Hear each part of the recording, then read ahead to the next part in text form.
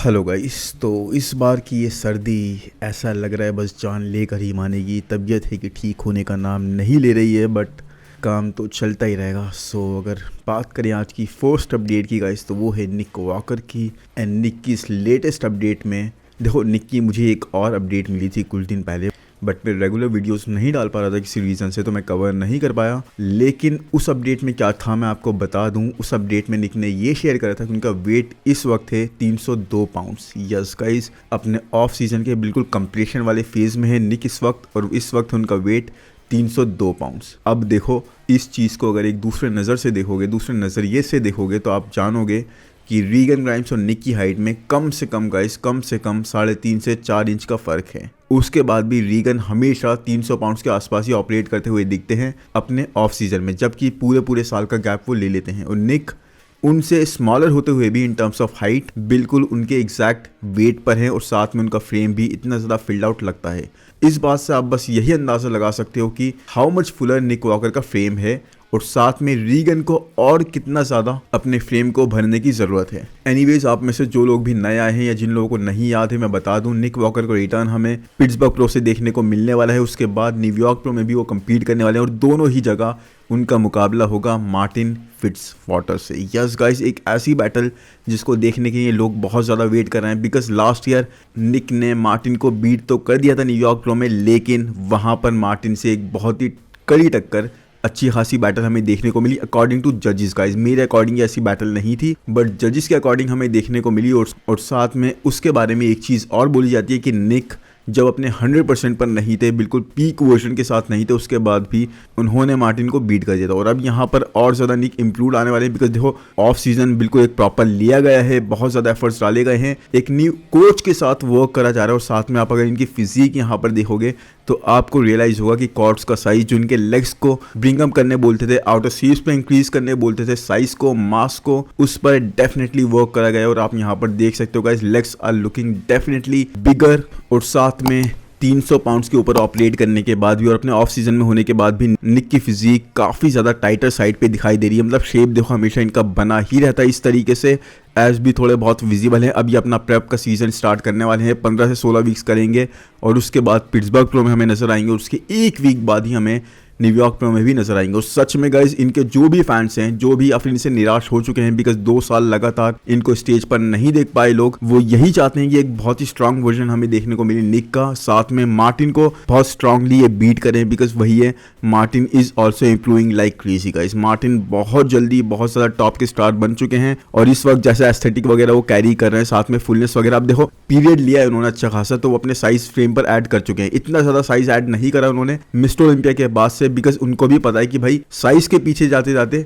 मुझे अपनी waste sacrifice नहीं करनी है, तो इसीलिए इस चीज को एक अच्छी अप्रोच के साथ रख रहे हैं। बट निक के पास मसल मास बहुत ज्यादा है, ही इज लुकिंग फीकी गाइज। और साथ में एक चीज आपको और बता दूं, मैंने एक जगह कमेंट में पढ़ा था, और ये चीज मुझे याद रहेगा कि लास्ट टाइम जब निक 300 पाउंड्स के ऊपर अपने ऑफ सीजन में गए थे, वो था 2023 का टाइम, और जब उन्होंने बिल्कुल अपना बहुत जबरदस्त ईयर स्पेंड करा था, उनकी बहुत स्ट्रांग परफॉर्मेंसेस हमें देखने को मिली थी, और अब फिर से एक बार वही चीज देखने को मिल रही है। अब देखने वाली बात यह है, और इंटरेस्टिंग बात यह है गाइस, कि अपनी जो लेग्स पे इन्होंने साइज इंक्रीज करा है, कॉर्ड्स में मास इंक्रीज करी है, क्या वो प्रेप के दौरान भी बढ़ती है? बिकॉज अभी तो लग रहा है पता, साथ में डायरेक्ट के साथ भी जैसे हम सीन देखते हैं, इनके साथ भी वही इशू ना आ जाए कि भाई अपने ऑफ सीजन में इनके लेग्स भी, डायरेक्ट के लेग्स भी बहुत ज़्यादा बिगर साइड पे लगने लगे थे, लेकिन जैसे ही प्रेप स्टार्ट करी बिल्कुल स्मॉलर साइड पे चले गए, लीन डाउन हो गए, बहुत ज़्यादा डिप्लीटेड दिखने लग गए। और वही चीज़ हमें इनके साथ होती हुई नहीं देखनी, नहीं तो फिर ये पीरियड जो अभी इन्होंने लगाया है इसको इंक्रीज करने में, इंप्रूवमेंट्स करने में, वो वेस्ट चला जाएगा एक तरीके से। तो आई रियली होप गाइज हमें स्ट्रांग परफॉर्मेंसेस देखने को मिले बिल्कुल निक वॉकर से, और इनके फैंस फिर से इनको एक तरीके से सपोर्ट करने के लिए कन्विंस हो ही जाए वो अपने आप से, जब इनकी परफॉर्मेंसेस आएंगी तो हो ही जाएंगे। But I really hoping guys कि यहाँ पर एक कड़ी बैटल हमें जरूर देखने को मिलेगी, बिकॉज सिर्फ मार्टिन ही नहीं होने वाले, बल्कि Goodvito is also going to be a part of New York Pro या फिर पिट्सबर्ग प्रो, और साथ में नाथन डियाशा ने तो बोल ही दिया, पता नहीं आई डोंट नो उनको वीजा किस तरीके से मिल रहा है, बिकॉज वीजा का इशू उनको हमेशा ऑलमोस्ट रहता ही है, लेकिन इस बार किसी न किसी तरीके से उन्होंने अनाउंस कर दिया कि भाई मुझे सब कुछ अवेलेबल है, और मैं इस बार ज़रूर कम्पीट करूंगा यहाँ पर पिट्सबर्ग रो में। तो मुकाबला मज़ेदार होने वाला है, जस्ट वेट है इस शो का। लेकिन उससे पहले तो देखो आर्नो क्लासिक होने वाला है। और उसी से रिलेटेड अगर मैं अपडेट की बात करूंगा तो नेक्स्ट अपडेट है सैमसन डॉडा की, एक ऐसे मिस्टर ओलंपिया चैंपियन जो लगातार कंसिस्टेंटली अपनी अपडेट शेयर कर रहे हैं, एक के बाद एक शो में कम्पीट कर रहे हैं, ना ही शो में कम्पीट करने से ये रुक रहे हैं, डर रहे हैं, घबरा रहे हैं कि भाई मेरी फिजिक टायर्ड हो जाएगी या फिर मेरे लिए गलत जा सकता है, मेरा मोमेंटम टूट सकता है, या फिर ना ही ये इस चीज़ से डर रहे हैं कि भाई अपनी फिजिक इतनी ज़्यादा रिवील नहीं करूँ। बिल्कुल पोजिंग ट्रंक्स में आके अपनी पोजिंग प्रैक्टिस करते हुए हमें दिखाई देते हैं अपनी हर अपडेट के अंदर। हर एक वीक हमें इनकी 1 या 2 अपडेट्स देखने को मिल जाती हैं। और अभी इसी तरीके से ये है इनकी लेटेस्ट अपडेट गाइस, जहां पर 6 वीक्स आउट ये अपनी अपडेट शेयर कर रहे हैं, अपनी फिजिक रिवील कर रहे हैं। और आप देख सकते हो guys improvements, I don't know, इस बार I really believe with time guys इनकी फिजिक में वो चेंजेस आ रहे हैं, वो कंडीशन इंप्रूव होती जा रही है, फिजिक में वो टाइटनेस विजिबल है। और इस बार मुझे लग रहा है कि सैमसन डॉडा का इस बार सबसे बेहतरीन वर्जन हम विटनेस करने वाले हैं, जो सबसे ज़्यादा कंडीशन होगा अभी के किसी भी वर्जन से। बिकॉज आप देख लो यहाँ पर इनकी फिजिक में लाइंस ऑलरेडी विजिबल हैं। He is 6 weeks out guys, अपने स्टमक को ये बिल्कुल टाइट रखे हुए हैं, 6 वीक्स आउट गाइज। और आप देखो किस तरीके से इनके वेन्स, वैस्कुलैरिटी वगैरह विजिबल है, डिटेल्स बैक पर बहुत अच्छे से विजिबल हो रही हो। साथ में आप देख लो स्मॉल वेस्ट, मतलब ये तो एक कमाल ही है कि इतने ज़्यादा साइज पे ऑपरेट करने के बाद भी इतना ज़्यादा इंक्रेडिबल शेप ये कैरी कर रहा है। तो मुझे कहीं से भी नहीं लगता गाइस इनके कोई कंपटीशन में होने वाला है यहाँ पर आर्नो क्लासिक में। Battle is going to be only for second place. अब देखो इनकी तो मैंने ये बात कर ली, अभी मैं एक बहुत इंटरेस्टिंग न्यूज़ बताऊंगा इसके बाद में। लेकिन आप देखो हैमस्ट्रिंग ड्रॉप वगैरह किस तरीके का आ रहा है, और साइड चेस्ट पोज बहुत ही स्ट्रांग, मतलब सही है। अभी इन्होंने एक वीडियो भी डाला था यूट्यूब चैनल पर, वहाँ पर इनकी वाइफ इनके पोजिंग प्रैक्टिस करते हुए देख रही थी और बता रही थी कहाँ कहाँ पे किस तरीके से अपने पोजिस को होल्ड करो। तो भाई जो इनकी एक सिंक बनी है ना अपनी वाइफ के साथ ट्रेन करते हुए, दैट इज़ इनक्रेडिबल। और सच में मज़ा आ रहा है किस तरीके से इन्होंने बहुत ज़्यादा चीज़ें चेंज कर दी। मुझे तो अभी तक वही याद है कि कैसे ये गेस्ट पोजिंग के टाइम पे गेस्ट पोजिंग कर रहे थे और सब लोग इनका मजाक उड़ा रहे थे जो भी बैठे थे वहाँ पे, हार्डी, डेरेक वगैरह। लेकिन किसको पता था कि नेक्स्ट 2 दिन में यही चैंपियन बन के उतरने वाले हैं और सबके मुंह उतर जाएंगे। और वही चीज़ हुई गाइस। देखो बैक, देखो यहाँ बैकलेट्स पर पोस्ट में कितनी ज़्यादा इनकी वाइड साइड पे दिख रही है। तो बहुत ज़्यादा स्ट्रांग होते जा रहे हैं, बहुत ज़्यादा चेंजेस करते जा रहे हैं, अपनी ही लीग में जाते जा रहे हैं। तो कोई कॉम्पिटिशन तो है, लेकिन आपस में कंपटीशन होगा। इनसे कोई कंपटीशन मुझे इस टाइम पे यहाँ पे आर्नो क्लासिक में नजर नहीं आ रहा, अनलेस एंड अनटिल यहाँ पर डेरेक या फिर एंड्रू बिल्कुल ही गेम चेंज करके आ जाए, जो कि मुझे पॉसिबल नहीं लगता गाइस। एनीवेज, इसके बाद अगर बात करें नेक्स्ट अपडेट की गाइस, तो वो है बिग रैमी की। अब आप बोलोगे बिग रैमी की अपडेट कहाँ से आ गई, तो मैं आपको बता देता हूँ, आप लोग बहुत ज़्यादा एक्साइटेड हो जाओगे जानने के बाद। बहुत ज़्यादा इंटरेस्टिंग अपडेट है और वो ये गाइस कि एक मीडिया चैनल है अशरफ अल-होफी के नाम से, उन्होंने मिस्टर नसेर अल मसाबी, मतलब ये नाम थोड़े से डिफिकल्ट है लेने के लिए, नसेर अल मसाबी के अकॉर्डिंग उनको न्यूज़ मिली जो कि स्पॉन्सर हैं बिग रैमी के। उन्होंने बताया अशरफ अल-होफी को कि भाई बिग रैमी प्लान कर रहे हैं मिस्टर ओलंपिया 2025 में कम्पीट करने का। पूरी तरह से उन्होंने कन्विंस होकर इस बारे में डिसाइड कर लिया कि इस बार के मिस्टर ओलंपिया में I will be a part, I will be competing, और सच में he will be a fierce competitor to Samson Dauda. अब देखो इस बारे में हम लोग की ओपिनियन मांग रहे हैं, लेकिन क्या आपको लगता है ये बात सच है? अब मुझे इस बार ये ह्यूमन नहीं लग रहा, बिकॉज उनके काफ़ी क्लोज सोर्सेज से ये इन्फॉर्मेशन निकल के आ रही है। लेकिन पिछले 2-3 सालों से हम सब वेट ही कर रहे हैं कि बिग रैमी को हम कम्पीट करते हुए देखें। अब इस बात को बहुत सारे लोग ना र्यूमर की तरह भी ले रहे हैं कि भाई ऐसे ही बोला जा रहा है, पूरा साल पड़ा है, अभी कई सारी चीज़ें निकल के आएंगी। लेकिन एट द सेम टाइम मैं आपको ये भी बता दूं, ये चीज़ भी रिवील कर दूं कि मुझे कभी भी ये नहीं लगा कि बिग रैमी का एक फाइनल अपीयरेंस हम देख चुके हैं, एक लास्ट बार कम से कम गाइस, मतलब लास्ट हो सकता है, लेकिन बिग रैमी एक बार और हमें स्टेज पर ज़रूर दिखाई देंगे और सैमसन डॉडा के साथ कंपीट करते हुए। अब मुझे ये नहीं पता कहाँ पर ये कंपीट करके पहुँचते हैं, कितनी सच्चाई है इस बारे में, या फिर सैमसन को ये बीट कर सकते हैं। वैसे आप लोग सोच के देखो इस चीज़ को, क्या ये सैमसन को बीट कर सकते हैं? साइज के मामले में जैसे सैमसन आगे जाते जा रहे हैं ना, सब उनके सामने बच्चे लगने लगे, वैसे ही बिग रैमी ही उनको बताएंगे कि भाई असली में साइज कौन होल्ड करता है, असली में विद कौन होल्ड करता है, असली में मसल मास से भरा हुआ फ्रेम किसका है। तो ये चीज एक बहुत ज्यादा स्ट्रांग जाती है बिग रैमी के लिए। लेकिन गाइस जिस तरह से सैमसन डॉडा की फिजिक इस वक्त बहुत ज्यादा कंप्लीट साइड पे है, बिग रैमी को भी वैसे ही आना होगा। और आई डोंट नो कितने ज्यादा इश्यूज इनके साथ चल रहे थे। देखो क्वाड्स में इनकी सेपरेशन उस तरह की नहीं आती, साइज अच्छा खासा होल्ड करते हैं, प्लस ट्राइसेप का इशू, बाइसेप भी हमने इनकी रिसेंट अपडेट्स में देखे थोड़े से माइनस से डाउनसाइज्ड हो गए थे, और साथ में लोअर बैक का इशू। तो मेरे हिसाब से गाइस बहुत ज़्यादा भर भर के स्टेम सेल थेरेपी चली होगी या फिर इनको चाहिए होगी अगर आगे जाके इंप्रूवमेंट्स करनी है और इस हिसाब से स्टेज पर आना है। और इवन एक इम्प्रूव्ड बिग रैमी भी मुझे नहीं लगता गाइस यहाँ पर सैमसंग को बीट इस पॉइंट पर कर सकते हैं। बाकी देखो ऑनेस्टली वर्जन देखने के बाद ही समझ में आएगा कहाँ पर इंप्रूवमेंट्स हुई है, कहाँ पर चेंजेस हुई है। But I think prime big ramie का अब जा चुका है, साथ में जो गैप लिया बहुत ज़्यादा लंबा हो गया। बाकी इस बारे में आप लोगों की ओपिनियन मैं ज़रूर जानना चाहूँगा कमेंट सेक्शन में बताना कि भाई आपको क्या लगता है, क्या बिग रैमी का रिटर्न एक पूरी तरीके से पॉसिबल है। पहली बात तो कि बिग रैमी रिटर्न करने वाले हैं या नहीं, या फिर दूसरी बार अगर रिटर्न करते हैं तो कहाँ पर ये आपको प्लेस करते हुए दिखते हैं, और तीसरी बार क्या ये सैमसंग डाटा का बीट कर सकते हैं। ये तीनों चीज़ों का आंसर्स मैं चाहूँगा आप कमेंट सेक्शन में ज़रूर बताएं।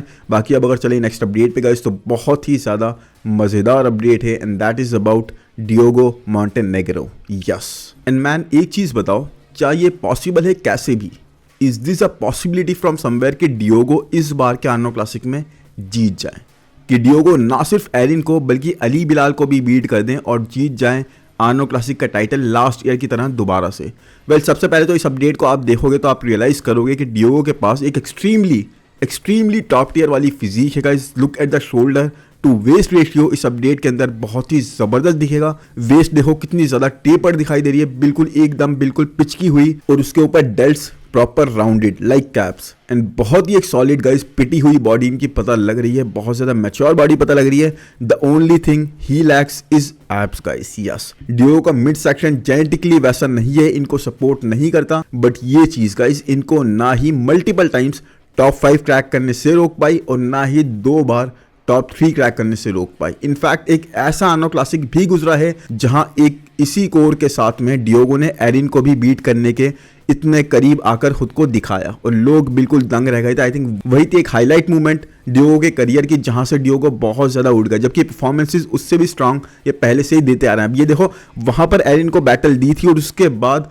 लास्ट ईयर के आर्नो क्लासिक ओहायो में डियोगो ने बीट करा था कॉरी मोरिस को और जीत गए थे वहां पर टाइटल। तो ऐसा नहीं है कि आर्नो क्लासिक का टाइटल ये नहीं जीत चुके और इसी कोर के साथ जीता है। सो डियोगो के पास बहुत ज़्यादा पोटेंशियल है, ही हैज़ दैट कैलिबर कि ये स्टैंड कर सकते हैं एक बार फिर in the final call out Erin Banks और अली बिलाल के साथ। बट इनको दोनों को बीट करना गाइस, इस चीज़ के लिए it is going to ask for a lot from Diogo Montenegro. और जो एकमात्र वीकनेस लगती है डियोगो की फिजिक में वो इन दोनों के सामने गाइस, पहले शायद इतना इनको नहीं रोक पाते, लेकिन अब जिस तरह की कोर ये दोनों ही कैरी करते हैं, साथ में अली बिलाल और एरिन बैंक्स गाइस, जब ये दोनों ऑफ भी होते हैं ना तब भी ये दोनों ऐसी शार्प कोर के साथ दिखाई देते हैं। अब इस बात को मानो या ना मानो, even with his best physique guys, Diogo के लिए अली और एरिन को बीट करना या जजेस डियोगो को पिक करें इन दोनों पर, ऐसा होता हुआ मुझे तो बहुत ही मुश्किल लग रहा है। देखो डियोगो मैं फिर से बोलूंगा एक बार कि बहुत जबरदस्त एथलीट हैं, बट इस वक्त गाइस मेंस फिजिक में एक बहुत ही ज्यादा कंप्लेशन की तरफ जा रहे हैं जजेस, बैलेंस फिजिक की तरफ जा रहे हैं। जिस तरह से अली ने अपनी बैक को भी ब्रिंग अप करा है रिसेंट टाइम्स में,